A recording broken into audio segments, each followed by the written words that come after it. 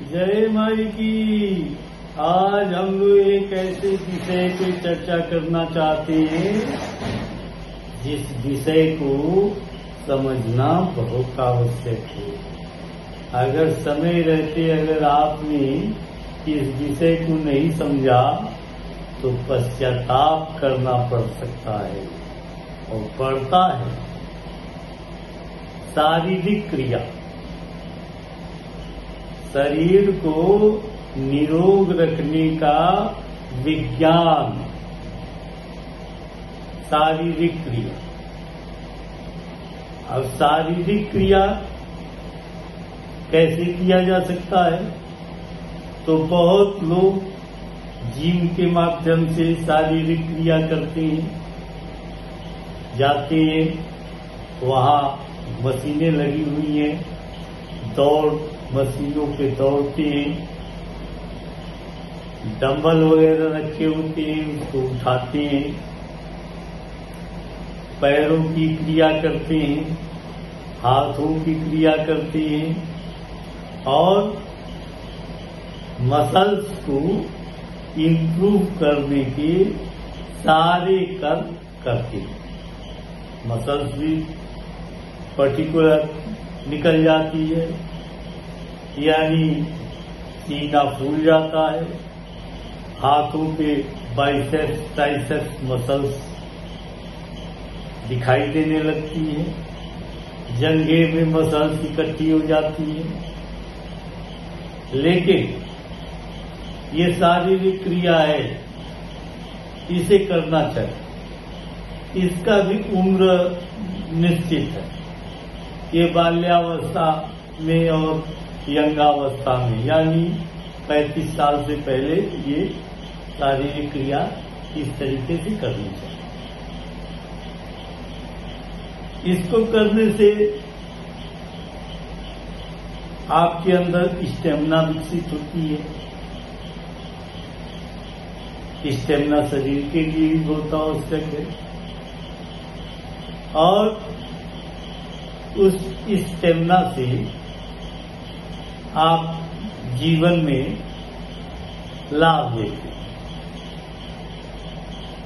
जैसे वैष्णो देवी की चढ़ाई करनी है तो जिम किया है उसको ज्यादा कष्ट नहीं होगा।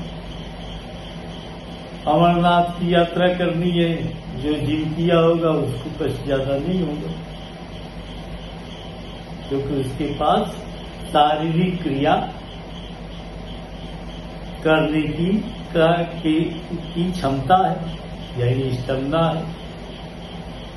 अगर वो केदारनाथ की यात्रा करता है तो बड़े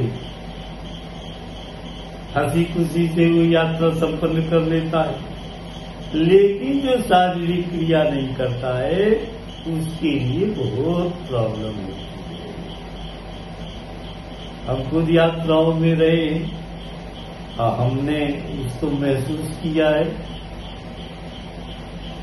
तो बाल्यावस्था से लेकर और 35 साल की अवस्था तक शारीरिक क्रिया करनी चाहिए, यानी खूब दौड़ना चाहिए, खूब खेलना चाहिए, दौड़ने वाले खेल खेलने चाहिए, जिम वगैरह में जाना चाहिए, वहां भी खूब डंबल वगैरह उठाने चाहिए, मसल्स को इम्प्रूव करना चाहिए। लेकिन उसके बाद बड़े आसानी से योग विज्ञान की तरफ मूव कर जाना चाहिए। योग विज्ञान मसल्स को बढ़ाने का विज्ञान नहीं, योग विज्ञान आर्गन को ठीक रखने का विज्ञान, जिससे शरीर चलता है। यानी लीवर अगर आपका फिट है तो कुछ भी खाएंगे पच जाएगा। अगर लीवर आपका फिट नहीं है तो फिर आप पूरा जीवन आप परहेज पूरे जीवन बिताइए, तेल घी से परहेज करिए, मिर्च मसाले से परहेज करिए, और लीवर ठीक है तो फिर एक हद तक जो भी खाएंगे पच। तो भोजन का मजा लीवर के ठीक रहने पर ही है। लीवर को कौन ठीक रखता है? योग विज्ञान।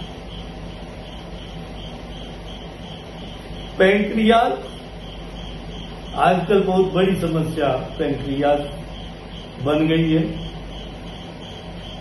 इंसुलिन लोगों में बनना कम हो गया है और लोग डायबिटीज से पीड़ित हो गए हैं। अब इंसुलिन को ठीक रखने का विज्ञान कौन सा है? समय रहते योग विज्ञान है। इंसुलिन को ठीक रखने का विज्ञान योग विज्ञान है। इंसुलिन अगर ठीक रहता है तो आप मीठा खा सकते हैं, और नहीं तो फिर मीठा सामने होगी और इच्छाएं करेंगी और खा नहीं पाएंगे। अगर खाते भी है तो दूसरे कहेंगे कि अरे आप तो शुगर वाले हैं, आप मीठा खा रहे हैं, तो आपको रुकना पड़ सकता है। तो इंसुलिन को ठीक रखने का विज्ञान योग विज्ञान। हार्ट बहुत बड़ी समस्या हार्ट की चल रही है। 100 में 80 लोग हार्ट की बीमारी से ग्रसित हैं और हार्ट की बीमारी ऐसी बीमारी है कि तेज चलना भी मना है।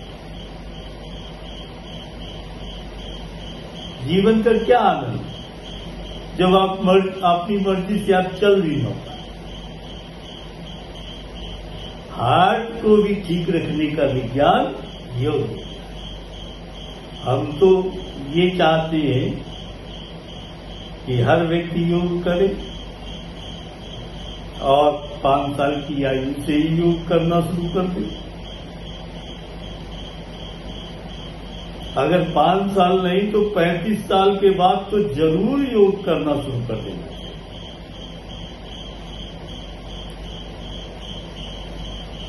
बहुत स्केलेटरी सिस्टम की बहुत बड़ी समस्या चल रही है, जैसे कमर में दर्द, लंबर स्पॉन्डिलाइटिस, सेक्रम स्पॉन्डिलाइटिस, रीढ़ की हड्डी में तरह तरह की प्रॉब्लम। कैसे इसको ठीक रखा जा सकता है? समय रहते, हो जाने के बाद तो फिर तो योग विज्ञान, हो जाने के बाद योग विज्ञान के माध्यम से बहुत समय लगे ठीक होने से पहले अगर हर व्यक्ति अपने जीवन को 1 घंटा दे दे योग विज्ञान के माध्यम से शरीर को ठीक रखने के लिए, तो उसके जीवन में बीमारी लगभग नहीं है। तो हम ये परामर्श आप लोगों को देना चाहते हैं, क्योंकि हम भी योग करते हैं। अब देखिए, योग विज्ञान का सबसे बड़ा प्रभाव देखने में आता है psychological problem, stress, frustration, anxiety. Modern युग में सबसे ज्यादा पीड़ित विकसित देशों के लोग हैं। हमारा भी देश धीरे धीरे विकसित हो रहा है, तो हमारे यहां भी ये प्रॉब्लम बढ़ती जा रही है। अगर योग विज्ञान से आप जुड़ते हैं तो मानसिक बीमारी आपके पास नहीं है। खुश आप स्वतः रहने लगे। जानते हैं, शरीर में अगर किसी प्रकार की व्याधि होती है तो मन बहुत खराब होता है। और मन का सीधा संबंध संबंधों पे है। मन का सीधा संबंध संबंधों से है, यानी पति पत्नी का संबंध, पिता पुत्र का संबंध, दोस्त दोस्त का संबंध,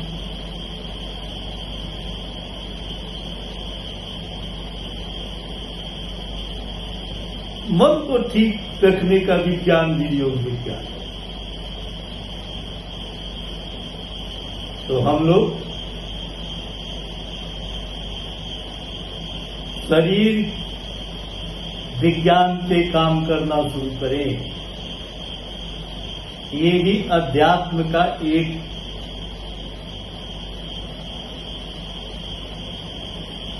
फर्स्ट स्टेज है, प्रथम अध्याय। अगर आप स्वस्थ नहीं रहेंगे तो जप नहीं कर सकते हैं, पाठ नहीं कर सकते हैं, भगवान की पूजा बैठ के आप नहीं कर सकते हैं, ध्यान आप नहीं लगा सकते हैं बैठ के। जब शरीर में व्याधि होगी तो आप ईश्वरीय कर्म बिल्कुल नहीं कर सकते हैं। तो योग वाला व्यक्ति ही ईश्वर प्राप्त कर सकता है, ईश्वर को जान सकता है, ब्रह्मांड के रहस्यों को दूसरों से ज्यादा समझ सकता है। तो हम लोग योग को अपने जीवन में शामिल कर ले तो बीमारियों से दूर रहेंगे, लंबी आयु को प्राप्त होंगे,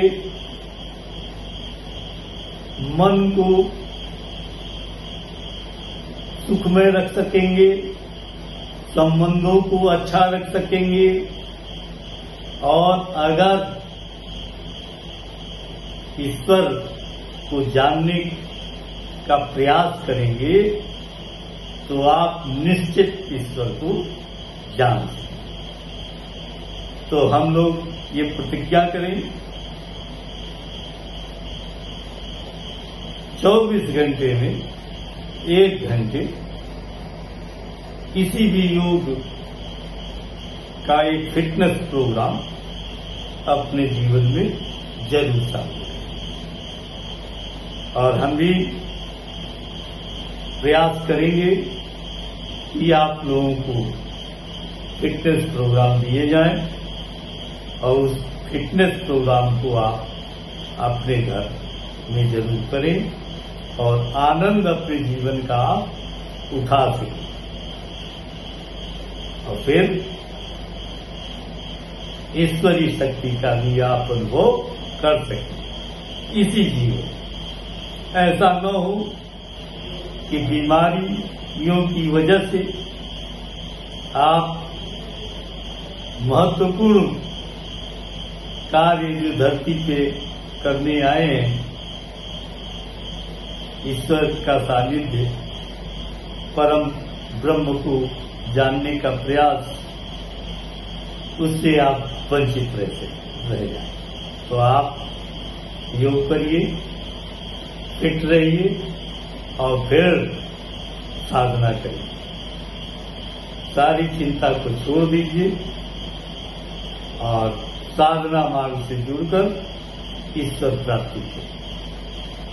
जय माई।